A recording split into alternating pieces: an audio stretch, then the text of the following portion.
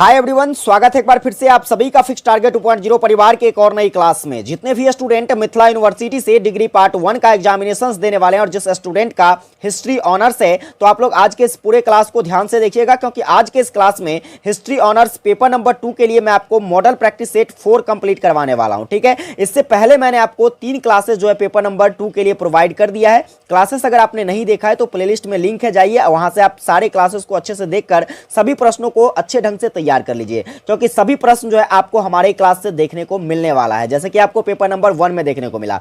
बात करेंगे, देखिए आज के इस क्लास में हम लोग कुछ मोस्ट इंपोर्टेंट ऑब्जेक्टिव क्वेश्चंस करेंगे, इसके साथ साथ एक लॉन्ग टाइप क्वेश्चंस भी डिस्कस करने वाले हैं। क्लासेस थोड़ी सी लंबी जरूर हो सकती है, बट आपके एग्जाम के पॉइंट ऑफ व्यू से काफी ज्यादा हेल्पफुल क्लासेस है। क्लासेस को पूरी ध्यान से देखिएगा। क्लासेस अगर आपको हेल्पफुल लगती है तो चैनल पर नए सब्सक्राइब करके नोटिफिकेशन बेल को ऑन कर लीजिएगा आगे आने वाली क्लासेस के लिए। वीडियो को एक प्यारा सा लाइक करके अपने सभी दोस्तों को जरूर शेयर कीजिएगा, ठीक है, और अंत में एक प्यारा सा कमेंट करके बताइएगा आपको क्लासेस कैसी लगी। आइए हम लोग बढ़ते हैं क्वेश्चंस की तरफ और बारी बारी से क्वेश्चंस को देखेंगे। सबसे पहला क्वेश्चन जो है आपका ऑब्जेक्टिव क्वेश्चन है, ध्यान से देखना और सभी प्रश्नों को अच्छे से नोट करते जाना। क्वेश्चन कहता है कि शक्ति पृथक्करण का जो सिद्धांत है, यह सिद्धांत किसके द्वारा दिया गया था। तो बात करी जाए शक्ति पृथक्करण के सिद्धांत की, तो यह जो सिद्धांत है भाई साहब मॉन्टेस्क्यू के द्वारा दिया गया, जो कि एक फ्रेंच दार्शनिक था। कहां का दार्शनिक था भाई साहब? फ्रेंच दार्शनिक मॉन्टेस्क्यू, जिसने शक्ति पृथक्करण का सिद्धांत दिया। आइए अब बात करते हैं, देखिए यह जो शक्ति पृथक्करण का सिद्धांत है, इस सिद्धांत के अंतर्गत जो है राज्य की शक्तियों को, कहां के शक्तियों को, राज्य की जो शक्तियां हैं उसे 3 भागों में बांटा गया। कितने भागों में बांटा गया? राज्य की शक्तियों को 3 भागों में बांटा गया। पहला अगर बात कर लिया जाए तो पहली शक्तियां क्या थी, तो वह था कार्यपालिका। पहली शक्तियां क्या थी भाई साहब? कार्यपालिका था। दूसरा की बात कर लिया जाए तो आप कहोगे सर दूसरा क्या था, तो विधान पालिका। दूसरा क्या था? विधान पालिका। और बात करी जाए तीसरा क्या था, तो तीसरा था भाई साहब न्यायपालिका। ठीक है, न्यायपालिका। और यह बहुत ही कहा जाए तो एक तरीके से बहुत ही सुदृढ़ विभाजन था, जिसको आगे आने वाले समय में बहुत सारे देशों ने अपनाया था। ठीक है, आगे बात करेंगे, देखिए यह जो शक्तिकरण का सिद्धांत, शक्ति पृथक्करण का सिद्धांत है, इस शक्ति पृथक्करण का सिद्धांत का जो प्रतिपादन है यह कब किया गया था मॉन्टेस्क्यू के द्वारा, तो आप कहोगे सर 1747 ईस्वी में। कितने ईस्वी में? 1747 ईस्वी में यह सिद्धांत दिया गया। इस सिद्धांत का वर्णन जो है मॉन्टेस्क्यू ने अपने एक पुस्तक में किया था। ठीक है, उस पुस्तक का क्या नाम था तो याद करिएगा। ठीक है, इस पुस्तक का जो नाम था नोट करिएगा, एस्पीड। क्या नाम था भाई साहब? एस्पिरिड, एस्पिरिड डैश लुइस। क्या नाम था भाई साहब? एस्पिरिड डैश लुइस पुस्तक में जो है मॉन्टेस्क्यू ने जो है क्या किया था, तो शक्ति पृथक्करण के सिद्धांत को वर्णित किया था। आपको यहां से भी क्वेश्चंस बन सकता है। देखिए एस्पिरिड डैश लुइस पुस्तक जो है यह किसकी पुस्तक है, तो आप कहोगे मॉन्टेस्क्यू की पुस्तक है। अगर आपसे पूछ लिया जाए कि एस्पिरिड डैश लुइस पुस्तक जो है इसका शाब्दिक अर्थ क्या होता है, ये जो शब्द है इस शब्द का शाब्दिक अर्थ क्या होता है, तो आप कहोगे क्या, तो कानूनों की भावना। क्या कहोगे? कानूनों की भावना जो है यह इसका शाब्दिक अर्थ हो जाता है। ठीक है, तो इतने सारे इंपॉर्टेंट फैक्ट आपको इस प्रश्न से संबंधित याद रखने हैं। चलिए बात करते हैं दूसरा नंबर क्वेश्चन क्या कहता है। तो ध्यान देना, दूसरा नंबर क्वेश्चन पर कहता है कि आधुनिक प्रजातंत्र का जनक किसे कहा जाता है। तो देखिए बात करी जा रही है किसकी? आधुनिक प्रजातंत्र की। तो आधुनिक प्रजातंत्र का जनक जो है यह किसको? जॉन लॉक को कहा जाता है। किसको कहा जाता है? आधुनिक प्रजातंत्र का जनक जॉन लॉक को कहा जाता है। अब नोट करिएगा कुछ इंपॉर्टेंट फैक्ट आपसे पूछा जा सकता है, बताइए भारतीय प्रजातंत्र का जन्मदाता किसे कहा जाता है। तो देखिए भारतीय प्रजातंत्र की अगर बात कर लिया जाए, किसकी बात कर लिया जाए, भारतीय प्रजातंत्र की, तो इसका जन्मदाता जो है यह किसको कहा जाता है? बाल गंगाधर तिलक को कहा जाता है। किसको कहा जाता है भाई साहब? बाल गंगाधर तिलक को क्या कहा जाता है, तो भारतीय प्रजातंत्र का जन्मदाता कहा जाता है। चलिए आगे नोट करेंगे आप लोग, अगला जो है इंपॉर्टेंट फैक्ट है। ठीक है, अगर बात कर लिया जाए प्रजातंत्र के संबंध में, किसके बारे में बात कर लिया जाए? प्रजातंत्र के संबंध में, तो देखिए प्रोफेसर सीले के द्वारा एक कथन दिया गया था। प्रोफेसर सीले ने क्या कहा था? प्रोफेसर सीले ने कहा था कि प्रजातंत्र जो होता है, प्रजातंत्र एक ऐसा शासन है जिसमें सभी व्यक्ति यानी कि हर व्यक्ति क्या कर सकता है, तो भाग ले सकता है। किसने कहा था? ये चीजें याद रखोगे, प्रोफेसर सीले के द्वारा कहा गया। किसके द्वारा कहा गया था? प्रोफेसर सीले के द्वारा। अब आइए बात करते हैं, देखिए यहां पर एक प्यारा सा नाम आपको देखने को मिल रहा है, वह क्या है, तो टॉमस हॉब्स। क्या है भाई साहब? Thomas Hobbes. अब इसके बारे में 2 फैक्ट याद रखेंगे। टॉमस हॉब्स जो है इसे क्या कहा जाता है, तो टॉमस हॉब्स के बारे में याद रखिएगा, इसे आधुनिक राज दर्शन का जन्मदाता कहा जाता है। क्या क्या कहा जाता है? आधुनिक राज दर्शन का जन्मदाता किसे कहेंगे? तो आधुनिक राज दर्शन का जन्मदाता भाई साहब टॉमस हॉब्स को कहा जाता है। वहीं पर कहा जाए तो वहीं पर आप नोट करेंगे कि व्यक्तिवाद का जनक जो है, व्यक्तिवाद का जनक किसे कहा जाता है? तो ये भी भाई साहब टॉमस हॉब्स को ही कहा जाता है। चलिए आगे बात करेंगे, क्वेश्चंस देखिएगा ध्यान से। अगला क्वेश्चन आपका क्या कहता है? क्वेश्चन है कि धर्म सुधार आंदोलन जो है यह प्रारंभ किया गया था तो किसके द्वारा? किंग लूथर के द्वारा, या फिर मार्टिन लूथर किंग के द्वारा, या फिर जॉन क्लिफ द्वारा, या फिर इनमें से कोई नहीं। तो यहां पर देखिए धर्म सुधार आंदोलन की बात करी जा रही है। ये क्वेश्चंस मैंने आपको पिछले क्लासेस में भी करवाया है कि धर्म सुधार आंदोलन जो है भाई साहब किससे संबंधित है? तो मार्टिन लूथर से संबंधित है। ठीक है, मार्टिन लूथर और मार्टिन लूथर किंग में मैंने आपको अंतर समझाया था पिछले क्लासेस में, इसलिए याद रखिएगा ये जो धर्म सुधार आंदोलन है भाई साहब, धर्म सुधार आंदोलन यह मार्टिन लूथर से संबंधित है। किससे संबंधित है? मार्टिन लूथर से संबंधित है। चलिए आप कमेंट करके फटाफट से बता दीजिए कि मार्टिन लूथर का जो जन्म है यह कब हुआ था और मार्टिन लूथर किंग का जन्म जो है यह कब हुआ था। मैंने आपको पिछले क्लासेस में बताया है। आगे देखिए एक नाम आपको यहां पर देखने को मिल रहा है, वह क्या है? तो जॉन क्लिफ। ठीक है, जॉन विक्लिफ के द्वारा। तो यहां पर देखिए जॉन विक्लिफ जो है भाई साहब याद रखिएगा बाइबिल के बारे में आपको पता होगा। बाइबिल का अंग्रेजी में अनुवाद किसने किया था? तो नोट करिएगा बाइबिल का जो अंग्रेजी में अनुवाद किया था यह किसके द्वारा? तो जॉन विक्लिफ के द्वारा किया गया था। ठीक है, तो ये सारे इंपॉर्टेंट फैक्ट आप याद रखेंगे। आगे बात करेंगे, देखिएगा अगला question, one of the most important question of this classes. देखिए लगाइए स्टार क्वेश्चन पर। क्वेश्चन कहता है कि किस क्रांति में खून का एक बूंद भी नहीं बहा? खून का एक बूंद भी नहीं बहने का मतलब कि उसमें मारधार नहीं हुई होगी। तो कौन सा ऐसा क्रांति था? क्या वह फ्रांसीसी राज क्रांति था, या फिर रूसी क्रांति था, या फिर चीनी क्रांति था, या फिर गौरवपूर्ण क्रांति था? तो याद रखिएगा देखिए गौरवपूर्ण क्रांति जो था जिसे किसके नाम से जाना जाता है? रक्तहीन क्रांति के नाम से जाना जाता है। किसके नाम से जाना जाता है? गौरवपूर्ण क्रांति, जिसे हम लोग रक्तहीन क्रांति के नाम से जानते हैं। इसके बारे में मैंने आपको एक डिटेल एक्सप्लेनेशन वीडियो भी बनाकर प्रोवाइड कर दिया है, आप उसको जरूर देख लीजिएगा। क्वेश्चंस लॉन्ग टाइप में भी पूछी जा सकती है। तो रक्तहीन क्रांति कहने का मतलब जहां रक्त का कोई चर्चा ही ना हो वह रक्तहीन। तो यानी कि कहने का मतलब खून का एक बूंद भी नहीं बहा था किस युद्ध में? तो गौरवपूर्ण क्रांति कहिए या फिर रक्तहीन क्रांति कहिए। यह क्रांति जो होती है यह कब होती है? तो 1688 ईस्वी में होती है। और कहां पर होती है भाई साहब? तो याद रखिएगा इंग्लैंड में होती है। कहां पर होती है? इंग्लैंड में होती है। और यदि आपसे पूछ लिया जाए कि जब यह क्रांति होती है तो इंग्लैंड में कौन शासक होता है? तो आप कहोगे भाई साहब जेम्स द्वितीय का शासनकाल होता है। किसका शासनकाल होता है? इस समय जेम्स द्वितीय का क्या होता है? यहां पर इंग्लैंड में शासनकाल होता है। चलिए आगे बात करेंगे तो यहां पर देखिए कुछ और इंपॉर्टेंट फैक्ट आप लोग नोट करेंगे। इंग्लैंड के बारे में अगर बात कर लिया जाए तो आपसे पूछा जा सकता है कि इंग्लैंड में जो गृह युद्ध होता है, क्या पूछा जा सकता है आपसे कि इंग्लैंड में जो गृह युद्ध होता है यह कब होता है? तो आप कहोगे सर 1642 ईस्वी में होता है। कितने ईस्वी में? इंग्लैंड में गृह युद्ध जो है यह 1642 ईस्वी में होता है। इस समय अगर आपसे पूछ लिया जाए कि यहाँ का शासक कौन होता है तो कहोगे भाई साहब कौन होता है यहाँ का शासक? तो यह जो शासक होता है चार्ल्स प्रथम होता है इस समय। कौन होता है? चार्ल्स प्रथम जो है यहाँ का शासक होता है इस समय। चलिए आगे बात करेंगे कुछ और इंपॉर्टेंट फैक्ट, इसका स्क्रीनशॉट ले लीजिए। फिर देखिए अगर बात किया जाए यहाँ पर इस प्रश्न से ही संबंधित क्वेश्चन पूछा जा सकता है आपसे, सप्तवर्षीय युद्ध। क्या पूछा जा सकता है? सप्तवर्षीय युद्ध जो कि कब से कब तक चलता है? तो आप कहोगे सर यह 1756 में स्टार्ट होता है और 1763 ईस्वी तक चलता है। 7 वर्षों तक लड़ा गया युद्ध, इसलिए इसे क्या कहा जाता है? सप्तवर्षीय युद्ध कहा जाता है। और यह जो युद्ध है सप्तवर्षीय युद्ध यह किसके किसके बीच लड़ा जाता है? तो आप कहोगे सर इंग्लैंड के बीच लड़ा जाता है और फ्रांस के बीच लड़ा जाता है। किसके बीच? इंग्लैंड और फ्रांस के बीच लड़ा जाता है। इस युद्ध में जो है इंग्लैंड की क्या होती है? तो विजय हो जाती है। फ्रांस जो है इस युद्ध को क्या होता है? तो हार जाता है। ठीक है, आगे बात कर लिया जाए, एक इंपॉर्टेंट फैक्ट याद रखिएगा, आपसे पूछा जा सकता है। क्या पूछा जा सकता है आपसे कि गुलाबों का युद्ध जो है यह कहां होता है? क्या पूछा जा सकता है आपसे कि गुलाबों का युद्ध जो है यह युद्ध कहां होता है? तो कहोगे सर यह जो युद्ध है यह गुलाबों का युद्ध इंग्लैंड में होता है। कहां पर होता है? गुलाबों का युद्ध इंग्लैंड में होता है। चलिए आगे बात करेंगे, क्वेश्चंस देखिएगा। अगला नंबर क्वेश्चंस भी इंपॉर्टेंट है। कहता है क्वेश्चंस की कैथरीन महान रानी थी। तो कैथरीन महान की अगर बात कर लिया जाए तो यह कहां की रानी थी? नोट करिएगा। सबसे पहले देखिए ये जो कैथरीन महान है, इस कैथरीन महान को किस नाम से जाना जाता है? तो आप कहोगे सर कैथरीन महान को कैथरीन द ग्रेट के नाम से जाना जाता है। किसके नाम से? कैथरीन द ग्रेट के नाम से जाना जाता है। और यह एक ऐसी शासिका थी, मतलब यह एक ऐसी रानी थी जिन्होंने सबसे अधिक वर्षों तक क्या किया, शासन किया। ठीक है, आपको याद रखना है, सबसे अधिक वर्षों तक शासन करने वाली रानी थी। फिर यहां पर आपसे पूछ लिया जाए कि इसका शासन काल क्या रहा था, तो इसका शासन काल भाई साहब नोट करिएगा, इसका जो शासन काल था 1762 से लेकर, कब से लेकर, 1762 से लेकर 1796 ईस्वी तक जो है इसका शासन काल रहा था। इन्होंने शासन किया कहां, तो शासन भाई साहब यह रूस पर। ठीक है, यह कहां की रानी थी, तो रूस की रानी थी जिन्होंने सबसे अधिक समय तक जो है शासन किया। ठीक है, आगे बात कर लिया जाए तो देखिए यह जो शासिका थी यानी कि यह जो रानी थी, यह रानी कब तक रही, तो अपने मरने समय तक। इसकी मृत्यु कब हो जाती है, तो याद रखिएगा इसकी मृत्यु की अगर बात कर लिया जाए तो 17 नवंबर को क्या होती है इसकी, 17 नवंबर को 1796 ईस्वी में इसकी मृत्यु हो जाती है। अब मृत्यु जान लिए तो भाई साहब एक प्रश्न बन जाता है, बता दीजिए कि इसका जन्म कब हुआ था। तो इसका जन्म जो होता है यह कब होता है,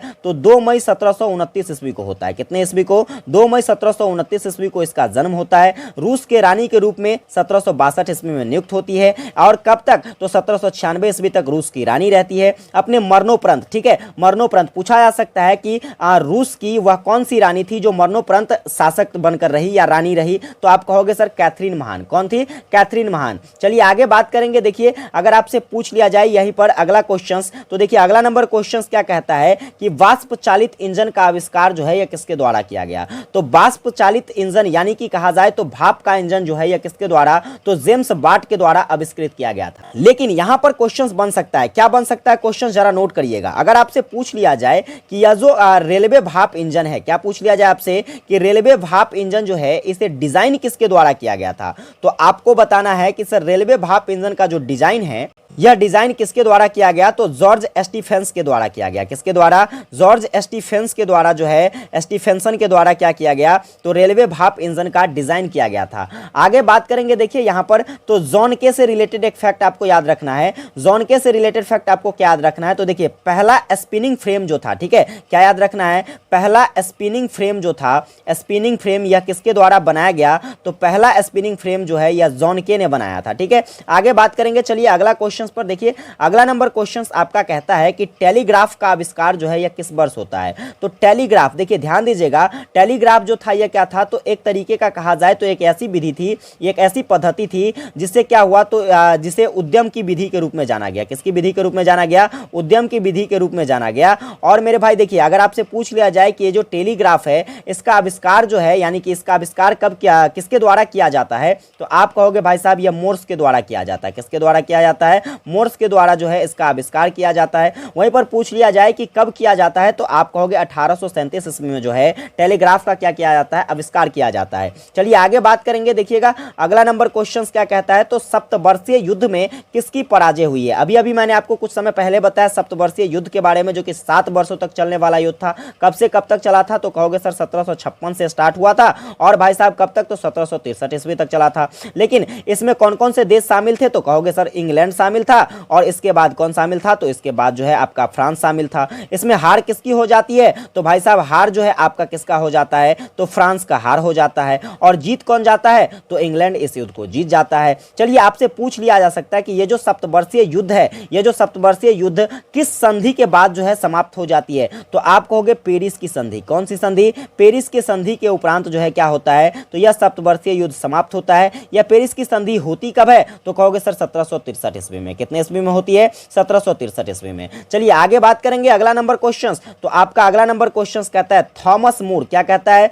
थॉमस मोर के ने किस पुस्तक की रचना की है। तो देखिए थॉमस मोर की अगर बात कर लिया जाए तो थॉमस मोर की जो यहाँ पर रचना है वह है यूटोपिया। क्या है, या फिर पूछा जा सकता है आपसे कि आधुनिक यूटोपिया जो है यह किसकी रचना है, तो कहोगे थॉमस मोर की रचना है। चलिए डिवाइन कॉमेडी की बात कर लिया जाए तो यह किसकी रचना है भाई साहब, दांते की रचना है। और आप कमेंट करके बताइए कि दांते के द्वारा जो है भाई साहब डिवाइन कॉमेडी को कब प्रकाशित किया गया था। आगे बात करेंगे द प्रिंस किसकी रचना है, तो मैंने आपको पिछले क्लासेस में भी बताया है कि यह जो रचना है यह मैकियावेली की रचना है। किसकी रचना है, मैकियावेली की रचना है। वहीं पर अगर बात कर लिया जाए कि इन प्रेज ऑफ फॉली जो है यह किसके द्वारा लिखा गया है, तो आप कहोगे सर यह जो लिखा गया है इरेस्मस के द्वारा लिखा गया। किसके द्वारा लिखा गया है, इरेस्मस के द्वारा। चलिए आगे बढ़ेंगे। अगला ऑब्जेक्टिव क्वेश्चन देखिएगा, मोस्ट इंपोर्टेंट ये भी क्वेश्चन है, लगाइए स्टार प्रश्न पर। कहता है मोनालिसा के प्रसिद्ध चित्र को किसने चित्रित किया था। अब मोनालिसा कहने का मतलब ये मत समझ जाइएगा कि वो जो भोजपुरी की हीरोइन है, ठीक है। यहाँ पर मोनालिसा क्या है इसको समझिए। मोनालिसा की अगर बात कर लिया जाए तो मोनालिसा जो है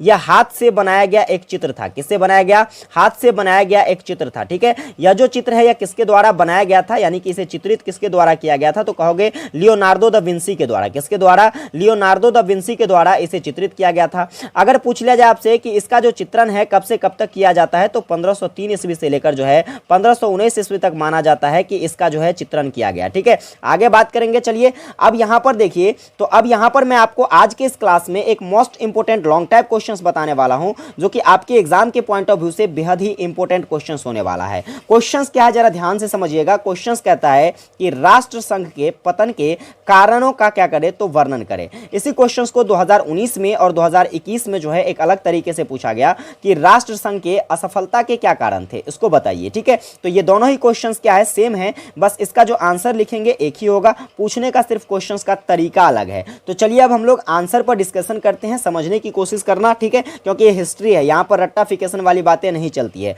आपको समझना होगा कहानी की तरह, ठीक है। तो चलिए हम लोग समझने की कोशिश करते हैं। सबसे पहले बात कर लिया जाए राष्ट्र संघ की। किसकी बात कर लिया जाए? राष्ट्र संघ की। तो राष्ट्र संघ का हम लोग एक छोटा सा परिचय दे देते हैं। तो देखिए राष्ट्र संघ की अगर बात कर लिया जाए तो जो राष्ट्र संघ की स्थापना है या विश्व इतिहास का कहा जाए तो एक नया मोड़ था, ठीक है। युद्ध को समाप्त कर शांति स्थापित करने के लिए जो है इसका क्या किया गया, निर्माण किया गया। किसका? राष्ट्र संघ का। जो भी युद्ध चल रहे थे, जितने भी वर्ल्ड वार वगैरह चल रहा था, ठीक है, वर्ल्ड वार चल रहा था, इन सभी चीजों को रोकने के लिए ही क्या किया गया था, तो भाई साहब राष्ट्र संघ की राष्ट्र संघ की क्या की गई थी, तो स्थापना की गई थी। बात करें तो यह प्रथम संस्था थी जिससे अंतरराष्ट्रीय जगत में विधि के शासन की स्थापना करने की आशा की जाती थी। यह कहा जाता था कि इसके उद्देश्य के तांडव से जो है आने वाली पीढ़ियों की रक्षा करना बहुत ही क्या हो जाएगा, तो सरल हो जाएगा, और इसके बाद संसार को जो है प्रजातंत्र के लिए सुरक्षित स्थान जो है यह बनाना, और इसके बाद ऐसी शांति की स्थापना करना जो कि न्याय पर आश्रित हो,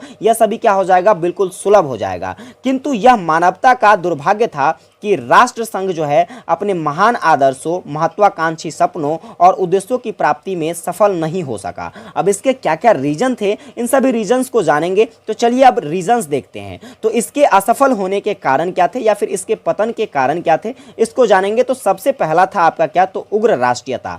अब देखिए उग्र राष्ट्रीयता क्या है, तो राष्ट्र संघ की जो विफलता का एक कारण था वह था विभिन्न राष्ट्रों की उग्र राष्ट्रीयता। प्रत्येक राष्ट्र स्वयं को क्या चाहते थे, तो संप्रभु समझते थे। कहने का मतलब जितने भी राष्ट्र थे वह सभी के सभी राष्ट्र अपने आप को क्या, तो अपने आप को काफी शक्तिशाली समझते थे, सब चीजों से संपन्न मानते थे। इसके लिए क्या होता है, तो अपनी इच्छा अनुसार कार्य करने में वो हमेशा विश्वास रखते थे, क्योंकि जिसे अगर ओवर कॉन्फिडेंस हो कि मैं अपने आप में बेस्ट हूं, तो भाई साहब वो क्या करता है, अपने इच्छा से अपने विश्वास पर काम करना शुरू करता है। कोई भी राष्ट्र अंतर्राष्ट्रीय शांति एवं सुरक्षा के लिए अपने प्रभु सत्ता पर किसी का नियंत्रण स्थापित करने को तैयार नहीं था। राष्ट्र संघ के मौलिक सिद्धांत भले ही नए थे, किंतु उनका जो सदस्य राष्ट्र था परंपरागत राष्ट्रीयता के संकीर्ण विचारों में हमेशा विश्वास किया करते थे। तो यह एक कारण था राष्ट्र संघ के विफलता का। आगे बात करेंगे तो अगला जो कारण है वह है सार्वभौमिकता की अभाव। देखिए सार्वभौमिकता के अभाव के अंतर्गत हम लोग समझेंगे कि विश्व शांति के लिए आवश्यक था कि विश्व के सभी देश राष्ट्र संघ के सदस्य होते। क्योंकि देखिए अगर मैं एक समिति बना लूं, जैसे कि यह क्या था, राष्ट्र संघ एक तरीके का समिति था, संस्था था, ठीक है। अब इसके अंतर्गत सभी देशों को शामिल करना था ताकि क्या हो सके, तो एक जो भी व्यवस्थाएं, जो भी कानून व्यवस्थाएं बनाई जाए, जो भी नियम लाया जाए, उन सभी नियमों में क्या हो, तो सभी देशों की सर्वसम्मति हो, सभी देश उस चीज को एनालाइज करें, ठीक है। इसके बाद जो है उसको पारित किया जाए। तो इन सभी चीजों के लिए जो है इसको लाया गया था, शांति व्यवस्था को कायम करने के लिए, युद्धों को रोकने के लिए। लेकिन क्या होता है, देखिए तो होता क्या है, तो इसके लिए तो सबसे पहला चाहिए कि सभी देशों को इसका सदस्य बनना चाहिए, किंतु ऐसा नहीं हो सका। प्रारंभ में ही सोवियत संघ और जर्मनी को संगठन से अलग रखा गया। 1926 ईस्वी में क्या होता है, तो 1926 ईस्वी में जर्मनी को जो है इसका सदस्य बना दिया गया, किंतु कुछ समय पश्चात ब्राजील और कोस्टारिका को इससे अलग कर दिया गया, ठीक है। आगे बात करेंगे तो देखिए 1933 ईस्वी में क्या होता है, तो 1933 ईस्वी में जापान और जर्मनी ने इसकी सदस्यता त्यागने का क्या किया, तो नोटिस दे दिया, ठीक है। अगर आपसे पूछ लिया जा सकता है कि राष्ट्र संघ से अलग होने के लिए जर्मनी और जापान ने कब नोटिस जारी किया? तो भाई साहब 1933 में जारी किया था। ठीक है, 1934 में रूस इसका सदस्य बना। ठीक है, आपसे पूछ लिया जा सकता है कि रूस जो है भाई साहब, रूस यह राष्ट्र संघ का सदस्य देश कब बनता है? तो 1934 में बनता है। 1937 में इटली ने भी इसकी सदस्यता त्यागने का नोटिस जारी कर दिया। 1939 में क्या होता है? तो सोवियत संघ को राष्ट्र संघ से निकाल दिया गया। आपसे पूछा जा सकता है कि सोवियत संघ को जो है राष्ट्र संघ से कब अलग किया गया? तो 1939 ईस्वी में। ये सारे पॉइंट्स आपको अच्छे से याद रखने हैं, ऑब्जेक्टिव में भी काम आ सकता है। इस प्रकार राष्ट्र संघ के 20 वर्ष के जीवन में ऐसा कोई अवसर नहीं आया जब विश्व के सभी देश जो है इसके सदस्य रहे हो, यानी कि 20 वर्षों तक इनका जो है या 20 वर्षों तक कायम रहा। लेकिन ऐसा देखने को कभी नहीं मिला कि विश्व में जितने भी देश थे वह सभी के सभी देश जो हैं एक क्या कहते हैं निश्चित अवधि के लिए एक नियमित रूप से जो है इसका सदस्य देश रह सका। आगे बात करेंगे तो वह था घृणा पर आधारित। देखिए, घृणा का आधार क्या था? तो राष्ट्र संघ की जो स्थापना का आधार था वह घृणा थी, क्योंकि यह संघ वर्साई संधि की देन थी। आपसे पूछा जा सकता है कि राष्ट्र संघ का जो स्थापना है यह किस संधि के तहत होता है? तो वर्साई संधि के तहत होता है। वर्साई संधि की प्रथम 26 धाराएं जो है यह राष्ट्र संघ का विधान था। इस प्रकार यह राष्ट्र संघ का अभिन्न अंग बन गया था।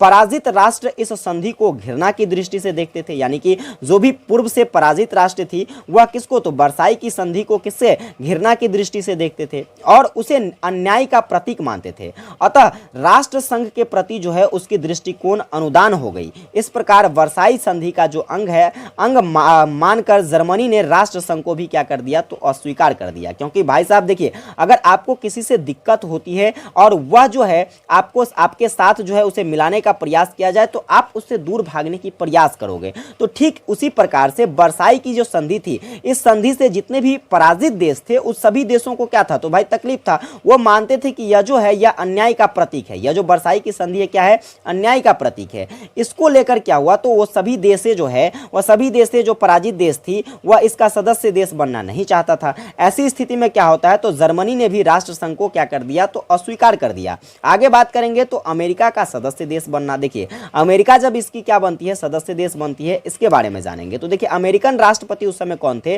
Woodrow Wilson. यहां से भी क्वेश्चन बन सकता है, आपसे पूछा जा सकता है कि राष्ट्र संघ के गठन के समय जो है अमेरिका का राष्ट्रपति कौन होता है? तो वुड्रो विल्सन। में राष्ट्र संघ की स्थापना में महत्वपूर्ण भूमिका निभाई थी, किंतु अमेरिका सीनेट की सदस्यता के प्रस्ताव को अस्वीकार कर दिया था। कहने का मतलब अमेरिका ने जो है राष्ट्र संघ के, ठीक है, अमेरिका के जो राष्ट्रपति थे वुड्रो विल्सन, उन्होंने राष्ट्र संघ को गठित करने में अपना काफी ज्यादा योगदान दिया था। लेकिन इसके पश्चात भी उन्होंने क्या किया? तो अमेरिका ने सीनेट की जो सदस्यता थी इसके प्रस्ताव को अस्वीकार कर दिया। इसलिए राष्ट्र संघ को अमेरिका का सहयोग नहीं मिल सका। अमेरिका के राष्ट्र संघ का सदस्य बनने के कारण जो है यह क्या होता है? तो संगम के जीवन पर जो है कुछ इस प्रकार का प्रभाव देखने को मिलता है। जैसे कि पहला प्रभाव था कि राष्ट्र संघ को अमेरिका की आर्थिक तथा सैनिक शक्ति से जो है वंचित होना पड़ा, जिससे उसकी शक्ति जो है कम पड़ गई। इसके बाद बात करेंगे तो दूसरा पॉइंट्स क्या आ जाता है? तो दूसरा देखिए, दूसरा क्या परिणाम निकल कर आता है? तो दूसरा जो था वह अमेरिका के बाहर रहने से राष्ट्र संघ जो है या विश्व व्यापार संगठन यानी कि WTO जो है यह नहीं बन सका। ठीक है, आगे बात करेंगे तो तीसरा क्या है? तो तीसरा यहां पर निकल कर आता है कि अमेरिका के सदस्य न बनने से जो राष्ट्र अपनी आशाएं और इच्छाएं पूरी नहीं कर पाए थे वे राष्ट्र संघ से क्या होने लगे? तो अलग होने लगे। वहीं पर बात करें तो अमेरिका के अभाव में फ्रांस को दी गई जो एंग्लो अमेरिकन गारंटी व्यर्थ में मानी गई और अपनी सुरक्षा के लिए फ्रांस ने क्या किया? तो गुटबंदियों का सहारा लिया, जिससे राष्ट्र संघ और विश्व शांति पर बुरा प्रभाव पड़ा था। इसके बाद बात करेंगे जो अगला कारण था, वो अगला कारण क्या था? तो राष्ट्र संघ द्वारा जो है युद्ध रोकने की ढीली व्यवस्था। तो देखिए, राष्ट्र संघ के द्वारा जो है जो भी युद्ध होती थी उसको रोकने के लिए जो व्यवस्थाएं बनाई गई थी वह ढीला पड़ गया। कहने का मतलब कमजोर पड़ गया। राष्ट्र संघ के विधान द्वारा युद्ध रोकने की ढीली ढाली की व्यवस्था की गई थी। क्या कहते हैं, प्रसंविदा की धारा जो है 15 में अंतर्राष्ट्रीय विवादों को निपटाने की जो व्यवस्था की गई थी वह क्या था? तो बहुत देरी करने वाली थी। विचार विमर्श में ही काफी समय बीत जाता था और जब तक आक्रमणकारी को युद्ध की तैयारी करने का मौका मिल जाता था। धारा 16 के अंतर्गत जो है बताया गया कि कोई शक्तिपूर्ण कार्यवाही तब तक नहीं की जा सकती थी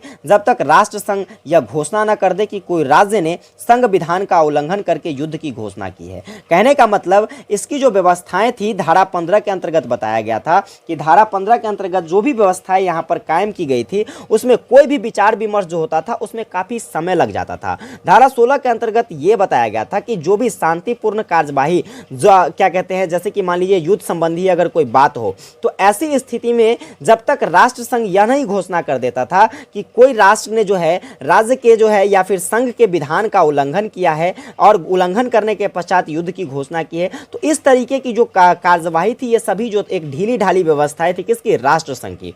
आगे युद्ध होने पर भी कोई राज्य जो है अपना बचाव, युद्ध होने पर भी कोई राज्य जो है अपने आप को यह कहकर नहीं बचा सकता था कि भाई साहब युद्ध जो है यह मैंने नहीं शुरू किया है। कहने का मतलब अगर कोई देश हार रहा हो, ठीक है, कोई देश हार रहा हो या फिर किसी देश ने अपने आप को जो है विजय पताका लहराने की तरफ मोड़ दिया है, तो उस स्थिति में अगर जो है राष्ट्र संघ उस पर क्या करती है तो प्रतिबंध लगाती है और रोकने के लिए उसे आदेश जारी करती है, तो उस स्थिति में जो है वह देश जो है यह भी नहीं कह सकता है, बहाना भी नहीं बना सकता है एक कि भाई साहब कि यह जो युद्ध है यह मैंने ही शुरुआत नहीं करा है। इस प्रकार जानबूझकर की गई युद्ध को राष्ट्र संघ जो है रोक नहीं सकता था। तो ये सभी कारण जो थे यह किसके कारण थे, तो ये कुल कारण थे आपके राष्ट्र संघ के विफलता के। आगे बात करेंगे तो जो सबसे इंपॉर्टेंट पॉइंट होगा आपके आंसर में वह होगा आपका निष्कर्ष। निष्कर्ष की बात कर लिया जाए तो अतः उपयुक्त कथनों के आधार पर यह स्पष्ट होता है कि राष्ट्र संघ अपने सदस्य राष्ट्रों के स्वार्थता, उग्र राष्ट्रवादिता, अति विश्वास की भावना आदि के कारण जो है युद्ध के निवारण में तथा शांति की स्थापना में प्रयास में क्या रहा तो असफल रहा। किंतु फिर भी इतिहास में जितने भी अंतर्राष्ट्रीय संगठन बने हैं उसमें सबसे अधिक उपयोगी अगर कहा जाए तो वह राष्ट्र संघ ही सिद्ध हुआ है। भले ही यह असफल हो गया लेकिन कहा जाता है कि यह जो है भाई साहब अपने आप में एक बहुत ही बेहतरीन संस्था मानी जाती है। तो कुल मिलाकर इस तरीके से आपको क्या करना है, आंसर राइटिंग करना है। जब आपके पेपर में ये क्वेश्चन आता है अगर आप इस तरीके से आंसर राइटिंग कर देते हो तो 80% प्लस की तो पूरी गारंटी के साथ मैं कह सकता हूं कि आपका मार्क जो है 80% से प्लस रहने वाला है। अगर ये क्लासेस आपको हेल्पफुल लगी हो तो चैनल पर नए हैं सब्सक्राइब कर लीजिएगा, वीडियो को एक प्यारा सा लाइक करके अपने सभी दोस्तों को भी जरूर शेयर कीजिएगा जो आपके साथ हिस्ट्री ऑनर्स कर रहे हैं। विशेष मिलेंगे आप लोगों के साथ एक नई क्लास में, तब तक के लिए जय हिंद, वंदे मातरम।